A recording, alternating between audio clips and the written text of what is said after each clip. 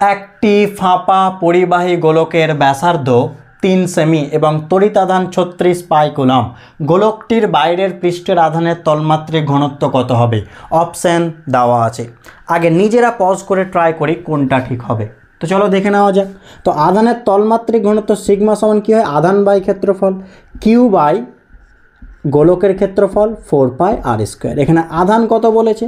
36 পাই coulomb, তাহলে 36 pi by 4 pi into ব্যাসার্ধ কত? 3 সেমি, কিন্তু কুলম এসআই একক, তাহলে সেন্টিমিটার থেকে মিটার করতে হবে, তাহলে 3 ইন্টু কত হয়ে যাবে? 10⁻⁻2 মিটার তার স্কোয়ার। এবার ভালো করে দেখো, পাই পাই কেটে গেল, 3 স্কোয়ার মানে 9, 9 ইন্টু 4 36, তাহলে 36 কেটে যাবে, তাহলে নিচে শুধু কি পড়ে থাকবে? 2 10⁻⁻4, তাহলে উপরে গেলে 10⁻4। তো অপশান সি ইজ কারেক্ট। তোমরা নিজে থেকে এটা ট্রাই করো তো।